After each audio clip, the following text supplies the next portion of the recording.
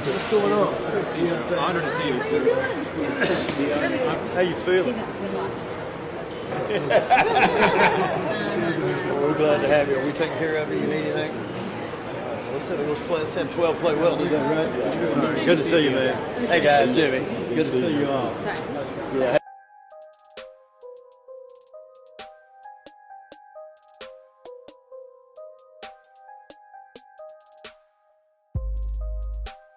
Shedeur Sanders is the most Googled athlete in 2025.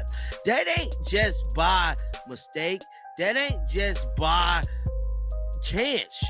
No one is more Googled. Look at this.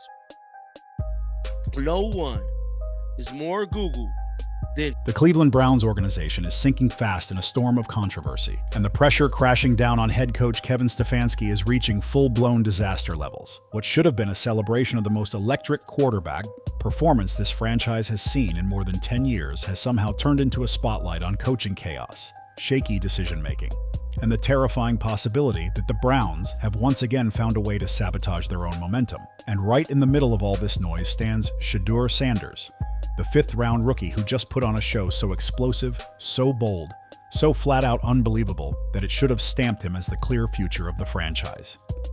Yet even with everything he did, even with the way he carried the entire team on his back, the Browns still walked off the field with a brutal, crushing loss. And now everyone is pointing fingers.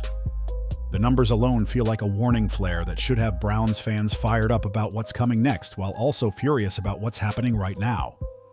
Shadur Sanders threw for 364 yards and 3 touchdowns, then added 29 rushing yards and another touchdown on the ground.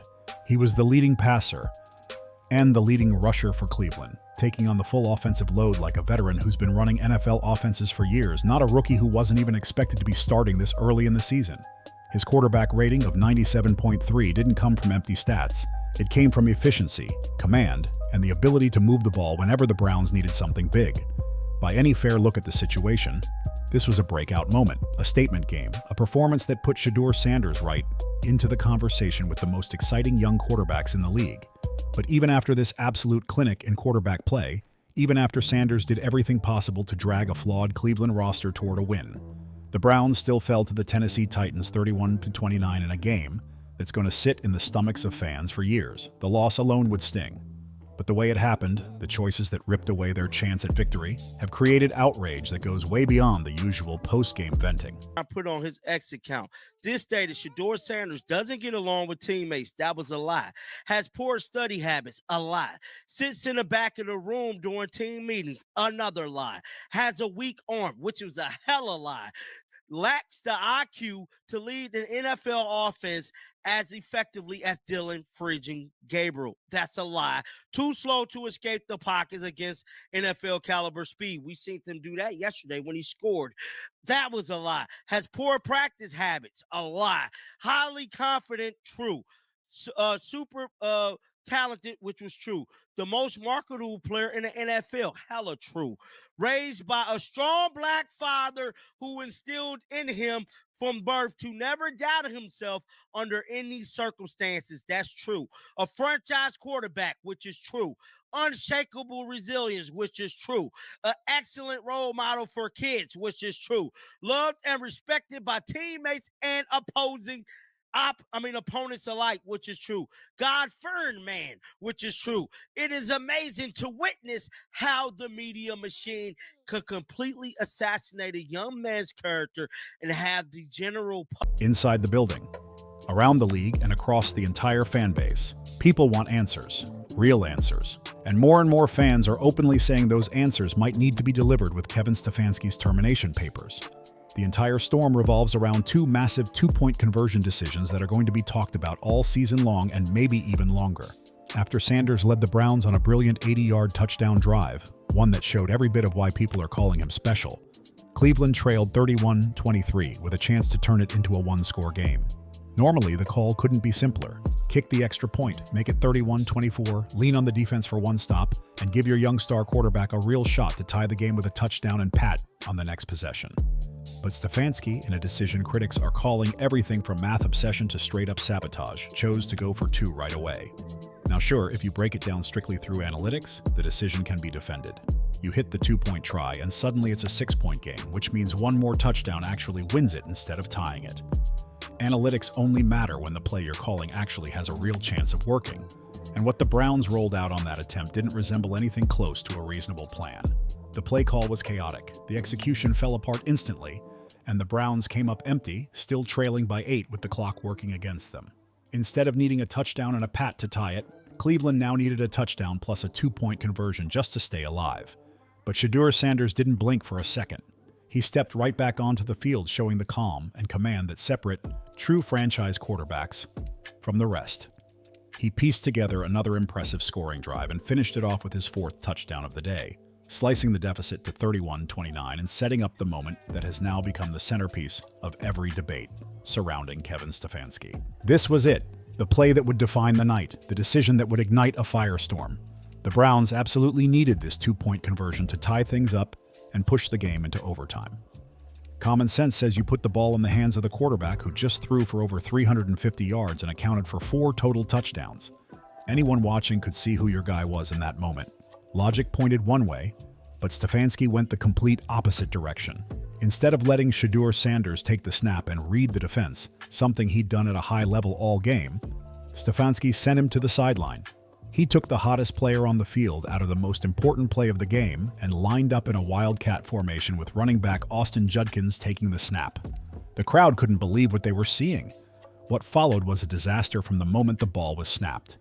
Judkins looked unsure of where he was supposed to go, hesitated, and crashed straight into a wall of Titans defenders for no gain. Conversion failed. Game over. And Shadur Sanders, the one who dragged the Browns back into striking distance, was forced to watch from the sideline, helpless, while the win slipped away because of a coaching choice that made no sense. The post-game press conference didn't help Stefanski's case. It made everything worse. When questioned about the 2-point decision, Stefanski repeated vague lines like, "That's on me," and "I make every call," without offering anything close to a real explanation for what many are calling the worst coaching sequence of his entire tenure. It felt like he was trying to take responsibility without actually explaining anything. When reporters directly asked why he pulled Shadur Sanders for the final attempt, Stefanski dodged again, giving nothing beyond saying the play didn't go as we thought it would. That answer only fed the anger growing around the city and inside the organization. There's a theory that they was going to tank, right? And that could have been another reason why they didn't play Shedeur. They always knew Shedeur was better than Dylan Gabriel, right? Now, let's say that this is a theory, right? I still feel DOJ, Department of Justice, need to come in and holler at them, knock on the door, send Trump and gang, send Trump to Cleveland, and the Department of Justice, civil rights violation, sabotage violations, all violations. Congress need to get involved. Somebody need to go to jail, or somebody need to pay a hefty fine. And I ain't talking just no couple M's. I'm talking big boy bread. Shadur Sanders fans, we all need to hit up the DOJ.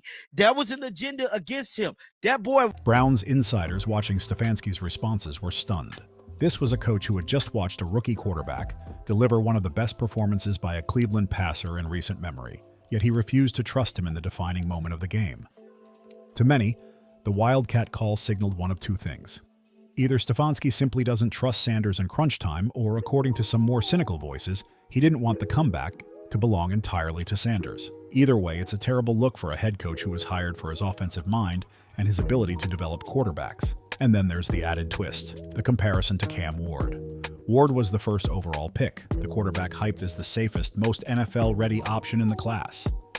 Tennessee treated him like a future star from the moment he arrived, surrounding him with support and structure. Meanwhile, Shadur Sanders slid all the way to the 5th round, dismissed by many scouts as a project who wouldn't see real action for years. But when these two rookies finally went head-to-head in a real NFL game, the difference was so clear it almost didn't feel real. Sanders was putting up video game numbers, ripping throws all over the field and forcing analysts to rethink every scouting report they wrote. Ward, on the other hand, struggled to hit routine passes and looked overwhelmed by the moment. The contrast was impossible to ignore. Sanders looked like the first overall pick, while Ward looked like someone who still needed time on the bench learning the speed of the pro game. And for everyone who insisted since draft day that Shadur Sanders was being massively underrated, this matchup proved their point, loud and clear. Cleveland has been chasing a real franchise quarterback ever since the team came back in 1999, and the search has been nothing short of painful. They've drafted quarterbacks early, spent big money on free agents, and taken every path you can think of to fix the most important position in football. None of it worked. The endless list of quarterback misfires has turned into a running joke around the league, a warning sign of how messy things can get when talent evaluation and leadership break down. But now, after all those years of swinging and missing, after all the wasted picks and expensive mistakes, the Browns might finally have the answer they've been looking for. And they found him in the 5th round. Shedeur Sanders has stepped onto the field and shown traits that teams spend decades searching for. His accuracy jumps off the screen, placing the ball exactly where his receivers need it, while making defenders miserable. His decision-making sharpens every week as he learns NFL defenses and builds his football IQ at a rapid pace. His mobility has surprised plenty of people too, helping him escape pressure, extend plays, and pick up key yards when the offense needs it. And the leadership? You can feel it in the way his teammates rally around him, respond to him, and elevate alongside him. Most important of all, he has that clutch trait that you either have or you don't. The ability to raise his level when the moment gets heavy. You can't coach that, you can't fake it, and you can't manufacture it. Everything's on you and you don't want to get into it. Get into it. What went into your thinking that when Shadur Sanders had led you that back from 14 down, he had led you back? What went into the decision to take him off the field and potentially have someone else throw a 2-point conversion? What went into your decision, Coach Stefanski?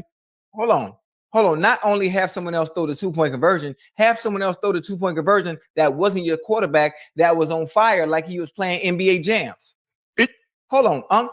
A play like that in college, I understand it. Yes. I understand because they don't see it. Either a quarterback has it built into them or they don't, and Shadur Sanders clearly does. That's exactly why Stefanski's hesitation to fully embrace him as the unquestioned starter is so confusing. After what Sanders showed against Tennessee, there shouldn't be any debate, no quarterback controversy, no half answers and pressers. Shadur Sanders should already be declared the starter for the rest of the season, with a clear commitment that the offense is being built around what he does best. Instead, Browns fans get vague answers and play calling that makes it seem like Stefanski still isn't all the way in. The wildcat call on that final 2-point conversion will go down as one of the most baffling calls in Browns history. And that's a franchise known for some wild moments. To understand why the decision is so impossible to defend, you have to look at what was happening in the game. Sanders had just led an impressive touchdown drive, showing composure, sharp reads, and pinpoint accuracy in clutch moments. He had already accounted for 4 touchdowns. He showed zero signs of panic or confusion. He was fully in control and his teammates were locked in step with him. Now imagine being told in that moment that your coach doesn't trust you to run a simple 2-point conversion. Imagine having the ball taken out of your hands. Not because you messed up, not because you looked rattled, but because your coach decided to go with a gimmick play instead. That kind of decision hits deep, especially for a rookie who's still building his confidence, sharpening his mechanics, and developing the ability to read defensive looks in real time. It's the kind of moment that can slowly plant doubt if it happens too often. To his credit, Shadur Sanders handled it with incredible maturity. In his post-game interview, he didn't attack Stefanski or point fingers. He didn't complain or show any anger despite having the chance to do so. Instead, he spoke about trusting the process, staying even-keeled, and focusing on what he could control. His response showed leadership and toughness, but it doesn't erase what Stefanski did, or the impact it had on the team's chances. And the bigger issue is this wasn't just one call. Stefanski's choices all game long created major problems. The first decision to go for 2 was defensible on paper, but in reality it forced the team into a tight situation. Missing that attempt meant the Browns absolutely had to convert the second one later, putting them in a must-hit scenario with no margin for error. A more balanced approach, kicking extra points and trusting the offense to keep producing, would have given Cleveland multiple paths to win instead of boxing them into a single high-risk lane. Special teams breakdowns piled onto the disaster with a blocked punt that flipped momentum and set Cleveland back again. When you're playing a team with 1 win, when you're favored at home, and when your quarterback is playing at an elite level, you cannot afford to hand the opponent free chances. But that's exactly what happened. The blocked punt, the failed 2-point tries, the missed defensive stops. These weren't Tennessee beating Cleveland, these were Cleveland beating themselves. All of these mistakes point to coaching, discipline, and preparation issues that go way beyond one bad decision. Stefanski's vague and indirect answers about the injuries in his press conference didn't calm anyone down. They just added more confusion to an already chaotic situation. Fans walked away with zero clarity about what to expect in the coming weeks. And that lack of transparency, paired with the questionable decisions made during the game, paints a picture of a coaching staff losing control of the narrative and possibly losing confidence in their own ability to lead this team effectively. What makes this loss especially frustrating is how preventable it was. Shedeur Sanders gave Cleveland every chance to walk out with a win. The defense, far from flawless, still made enough plays to keep things close. Since to me, nothing. First of all, it didn't make who he started. He went with Flacco. Okay, fine. They said Dylan Gabriel. They drafted him in the 3rd round. Okay, whatever the case may be, we can't go back in time, undo what's already done. But moving forward, the guy gives you a great opportunity to win. A great opportunity. He's playing his ass off. And you undercut him by taking him off the field. You undercut him by going for 2 when it's unnecessary. So I'm just trying to figure out, and I don't want to use the word sabotage, but I will say I'm trying to understand your rationale and your thought process, what goes into going for 2 the first time when you're only down 14, you kick the PAT, you're down 7. Okay, now you're down 8 because you didn't get the first PAT. I mean, the first 2-point conversion. So now you're down 8. You got to go for it. What goes into a rationale? After you see what your quarterback has done, why would you take him? And aside from the special teams problems, the Browns had multiple opportunities to take control in key moments and secure a victory that could have launched real momentum heading into the final stretch of the season. Instead, poor coaching choices flipped a winnable matchup into another gut-punch loss, and the patience of Browns fans, already drained by decades of heartbreak, is reaching its breaking point. The loud calls for Stefanski's immediate firing aren't just about this one game. They come from a growing belief that he's now the biggest obstacle standing between Shadur Sanders and true stardom, between the Browns and real respectability. If Sanders can put up numbers like this despite questionable coaching, imagine what he could do with a staff fully committed to him. Coaches designing plays around his strengths, believing in him in the biggest moments, and letting him run the show the way elite quarterbacks do. The potential is right there in plain sight, and the fear is just as clear. Cleveland might throw away this rare opportunity the same way they've thrown away others in the past by sticking with a coach who keeps coming up short when it matters most. The coming days will show whether Browns ownership is listening to the rising chorus demanding change. Jimmy Haslam has never been afraid to make bold moves, sometimes even controversial ones, when he thinks the franchise's future is on the line. The Deshaun Watson trade and contract, for better or worse, proved he'll swing big if he thinks he's found his quarterback. Now Cleveland has another franchise quarterback, one who landed in their lap in the 5th round and is already producing at a high level. The question now is whether Haslam will be bold enough to remove the coach who seems unwilling or unable to help Shadur Sanders reach his ceiling. For Shadur Sanders, this game was both validation and heartbreak, all at once. Validation because he showed, without any doubt, that he belongs in the NFL, and that the concerns about his readiness were exaggerated. He proved he can play at a high level right now. But heartbreak because even after doing everything possible, even after delivering the best performance of his young career, he still walked away with a loss caused by decisions completely outside his control. How he responds to this will reveal even more about his mindset and toughness. But if his calm post-game demeanor means anything, he's going to absorb this, learn from it, and come back even stronger next week. The tragedy is that this conversation is even happening. A rookie quarterback throwing for more than 350 yards with 4 total touchdowns should be the headline everyone celebrates, not the starting point for a debate about coaching mistakes and sabotage. The storyline should be simple. Cleveland finally found its quarterback of the future. But instead, the narrative has been hijacked by avoidable errors and baffling choices from the sideline. Shadur Sanders deserves better than this. Browns fans deserve better than this.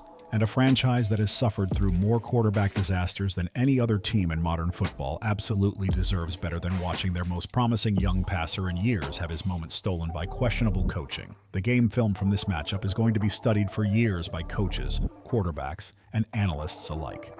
Sanders put on a clinic showing clean footwork, precise ball placement, smart decision-making in pressure moments, and rapid processing of defensive looks. These skills are the foundation of elite quarterback play, and seeing them already present in a 5th-round rookie is incredible. It strongly suggests he has legitimate all-pro potential with the right development and support. But that development only happens with a staff that fully believes in him. And right now, major questions surround whether Stefanski can be that coach. The wildcat call hinted at one of 2 things. Either Stefanski simply doesn't trust Sanders or something more concerning. He doesn't want to admit Sanders is the answer because that would also mean acknowledging his own evaluation mistakes. Neither option is acceptable for a head coach who's supposed to prioritize the success of the team above everything else. They're watching a coach who keeps tripping over his own decisions, choosing the complicated option when the simple one would have worked just fine. A coach who seems more focused on proving how clever he is than on putting his players in the best position to shine.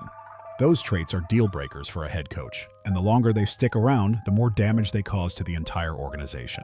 The next few weeks will be huge for the future of this franchise. If Shadur Sanders keeps performing at this level, if he continues stacking games that erase any doubt about his talent, the pressure on Stefanski is going to hit a breaking point. Every strange play call will be dissected. Every overly cautious decision will be questioned. Every moment where Sanders isn't given full control of the offense will set off frustration across the city. The coach and the quarterback are heading in different directions, and eventually, something has to give. For fans who've poured their hearts into this team through decades of disappointment, the stakes feel enormous. They finally have a quarterback worth believing in, a player who could take them places they haven't reached since the franchise returned.